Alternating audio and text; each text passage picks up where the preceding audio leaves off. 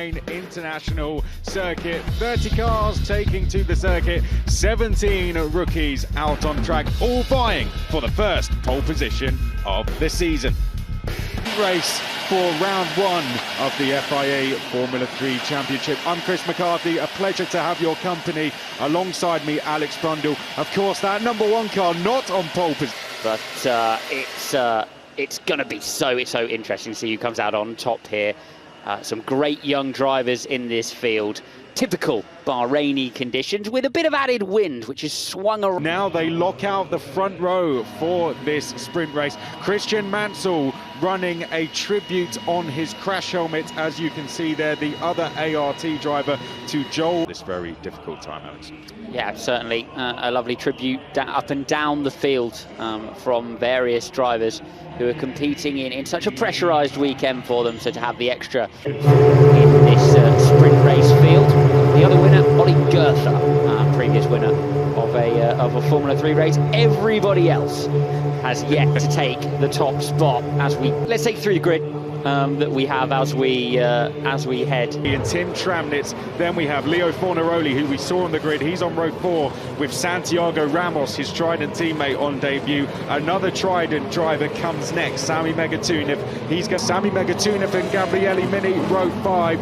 Points go to the top 10 in this race. They'll be looking to add to those. Luke Browning on our championship leader after scoring 2 points. Alex Brundle, of course, points go to the top 10. 10 for the winner, working down to 1 point for 10th place. You get an extra point if you're in the top 10 for fastest lap. What is going through the driver's mind? Drivers who have experience will know everything that they need to be doing through this formation lap. Drivers who don't have experience of starting a race on this tyre are gonna have to wing it a little bit and try and feel under and some of them have done it. Ollie Goethe, a driver who's done it with success. We can see Solov demonstrating his ambitions very clearly. A taper across the grid to the line. Van Hooven, a good launch off the line, and he will lead us down towards the first corner. Solov goes round the outside to take the race lead in towards turn number 2.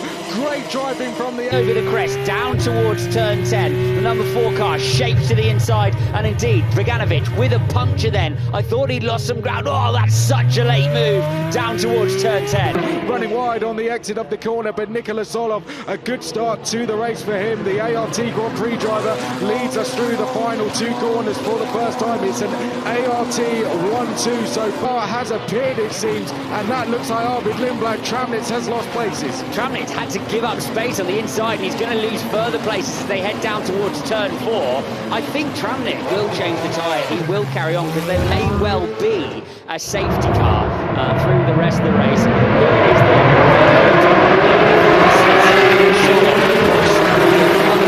Going on, and it was a lovely move by Zolos to snatch the apex of turn 2. You've got to be so brave then with that apex curve of turn 2 and trust your rival not to squeeze you over. Dak, he's gone up to 16th place. Alex Dunn 15th. Callum Boysen's moving up the order as well. He's up to 13th. Oliver Goethe up to 12th as well, getting up towards the top 10 and build a gap to Max Esterson behind. This is where they've got to lean on all that testing knowledge to try and understand how hard they can push these tyres over 19 laps. You've obviously got Solov trying to get away at the front, but here's Van Hooven. Back the race lead. He's going to take back that race lead. The rookie taking the race lead away from his more experienced teammate, and Lawrence Van Hooven hits the front of the sprint race. Here, this has allowed Max Esterson to close in.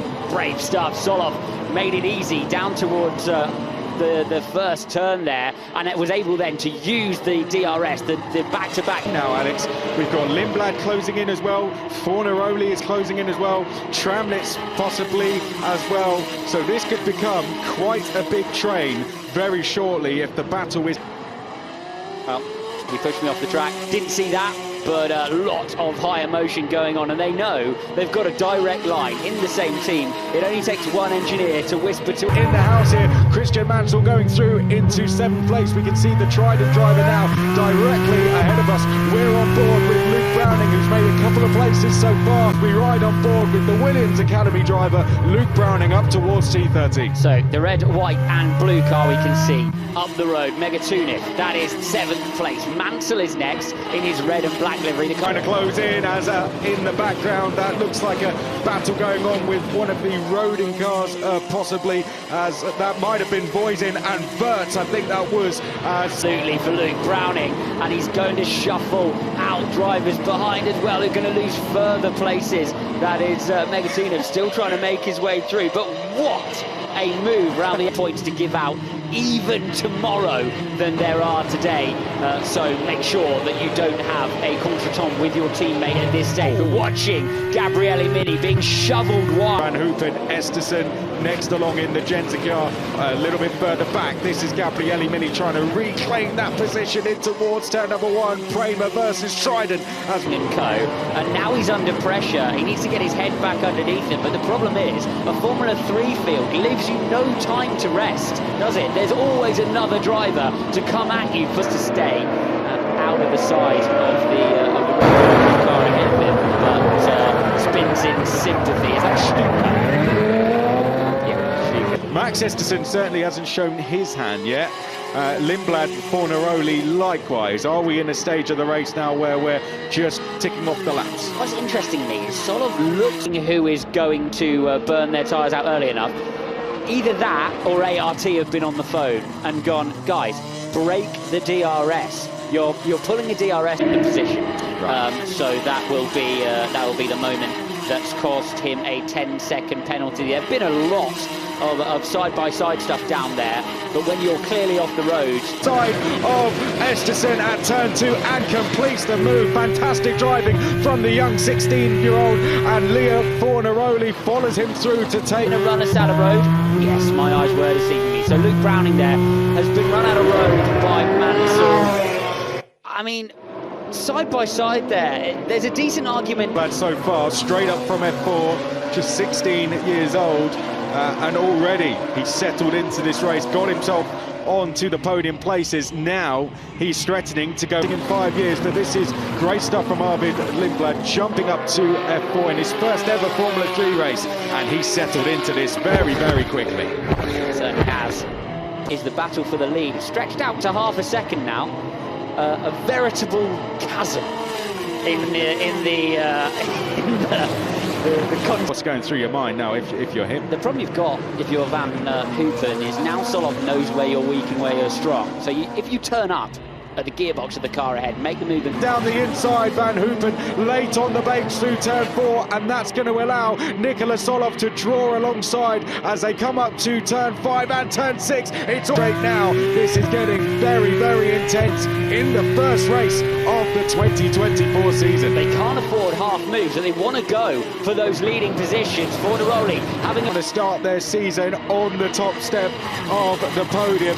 Arvid Lindblad, I tell you what, he's prepared to pull off very ambitious moves to do it, and I say he's going to be done, but now he's put Van Hoopen on the back foot. He's got him down towards turn number 4, but Fornaroli is there as well. Arvid Lindblad has set this move up beautifully. Lindblad needs to just let them progress back towards. That's a big lock-up for Lindblad as well. Now the tyre degradation is starting to play out. Let's see who's got it left in another 6 laps' time. Throughout the race so far, another example of it. There, Zagazzetta going wide through turn 2. And we have seen cars with DRS zones around the circuit here. To the inside goes Van Hoopen. Can Solov keep his foot in round the outside, and critically, can he keep it on the road? It looks like he can for now. Great racing once again. They or a comfy chair to sit in. Well, tell him it's all going to be okay. You've got to remember, they haven't won since that feature race at Barcelona in 2022 with Victor Martins. The next driver up to try to challenge Solov. They're still within DRS range. Another brief lock-up there down towards the final corner for Van Hoopen. So I wonder if he's just started. The hard compound tyre that Pirelli has provided this weekend. And will that come into play, that experience in terms of managing this all the way to the end? It's certainly working in terms of the close racing. And he's just made that error in the mid corner of turn 11. So easy to do. the balance of entry and exit. Let's see it from the off-board angle. So the car we're on board with is just in the back. Max Esterson, Luke Browning carrying a 10-second penalty is closing in. Although he won't really be able to make places in this, he can disrupt the fight. Here they come down of margins on the inside, down to turn 4, and once again reclaims the lead in the braking zone down at turn 4. Great racing between the Bulgarian and Formula 3 over several previous seasons has won at least one of these races. It is so important to take first blood. Here's Gabriele Mini, who has yellow flag out in the second sector, but for now we will watch this fight between our leaders. There's 5-6 drivers involved, only 3 places on. He gets himself down the inside in towards the braking zone at turn number 4, trying to get down the inside of Lawrence Van Hoopen, but Van Hoopen just holds on for now. It's too much. Esterson and now Browning, and in a moment Mini are now the leading DRS train at the front of this race. 16 done, 19 early campaign. Oh no, that's Matías Zagazeta, the first ever driver from Peru to compete in Formula 3. Sadly won't make it to the flag. We'll see him back tomorrow. Looking like he's got this race possibly in the bag now. That gap almost 2 seconds to the rest of the field. Yeah, the moment's finally come where they've battled over those positions and left. Not just 1 but possibly 2 Prema cars on the podium here, Alex, because Gabriele Mini climbing up the order fast. Now he's staring at a possible podium finish. Really reversed Christian Mansell out of the potential points-paying positions. Here's Fornaroli though, down the inside. Another move in this race, certainly is.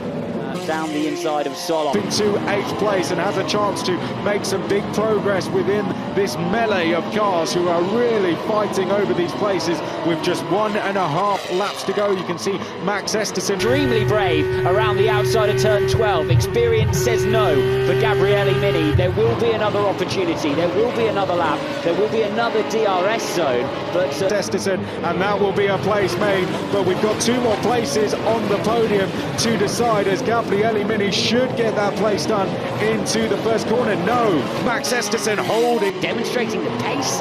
All of this, I think all of this group would have if they were on their own. You've got a leading group that are lapping significantly slower than the pursuing group. Or is Max Esterson going to be able to put the throttle on again and hold the position again? He is.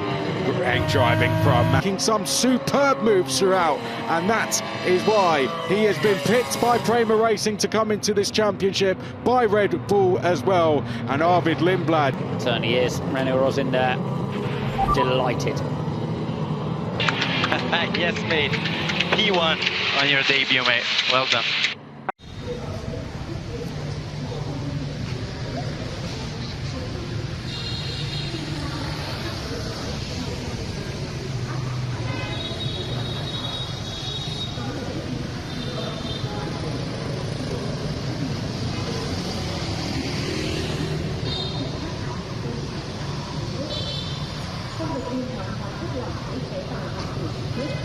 thì được mở mắt sau khi đã đi qua và được tinh đã bị khi pha trong môi và cố gắng làm để thích hợp của quốc gia có lợi ích